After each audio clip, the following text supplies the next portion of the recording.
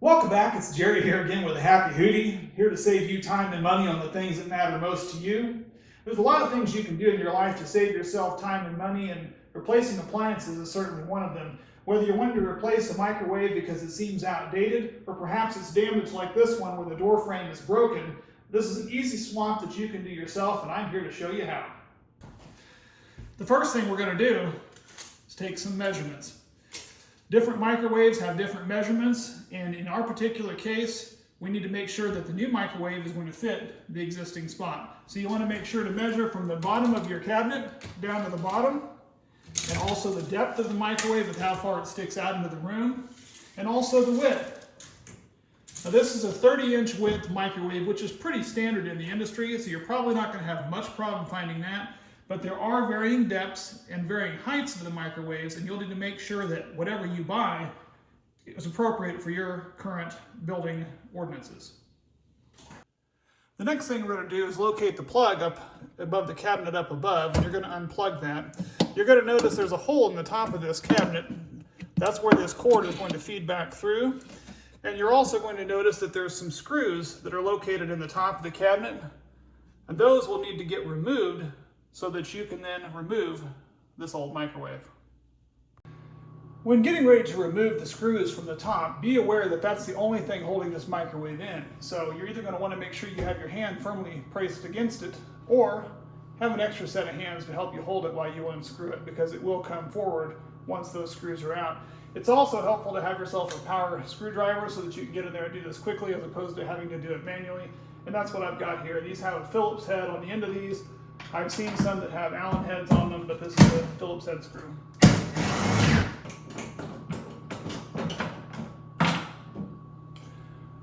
Now with both of those screws now completely loosened, this will now rock forward, and we just tilt it forward and pull it out. The only thing you might need to watch out for is this plug to make sure that it goes down that hole.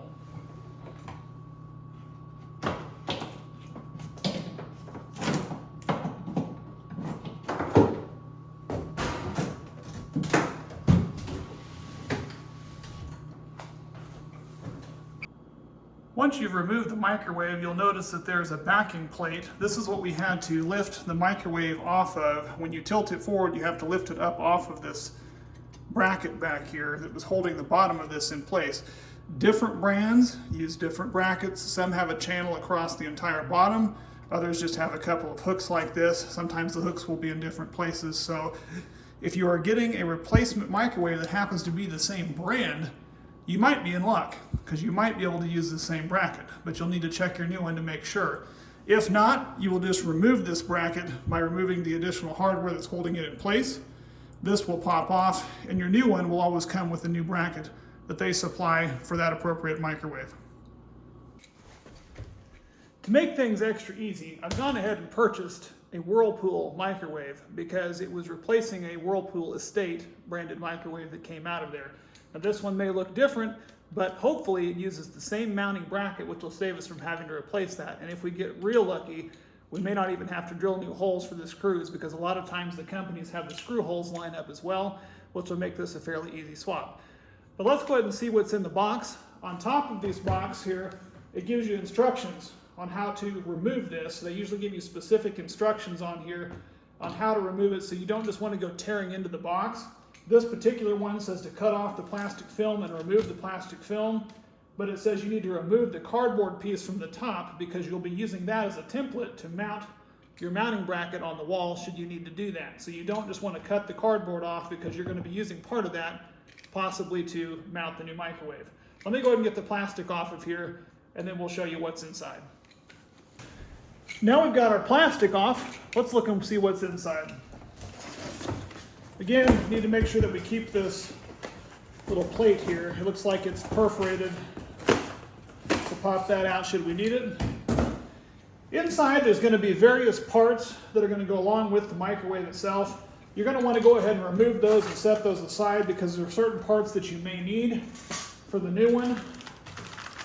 You got the various mounting hardware and screws that are going to use to screw that into the top, as well as the screws to attach the base plate on if it's needed. You're also going to have the new turntable for the microwave.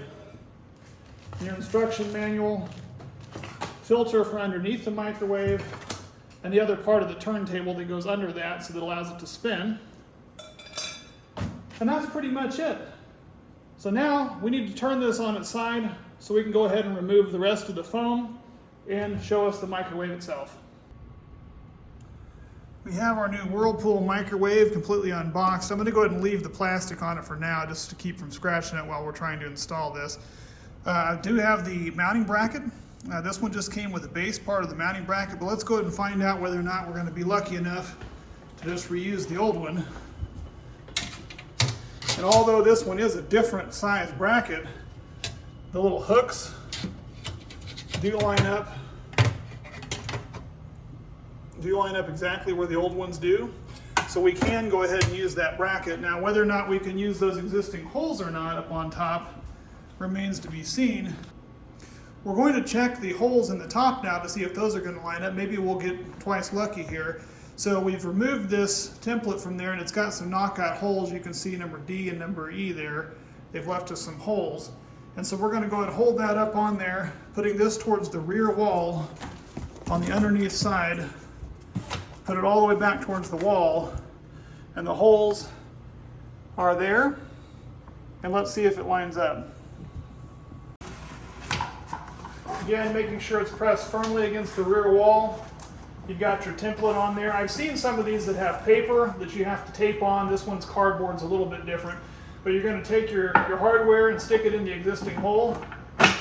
It happens to come out the existing hole on the bottom of this template, so we are going to be good to go to mount this new microwave. If for some reason it didn't come out that hole and you're running into resistance, you need to go ahead and mark with a pin or something, or a marker through this hole, and you can go ahead and drill new holes up into the top that will allow the hardware to fit right inside.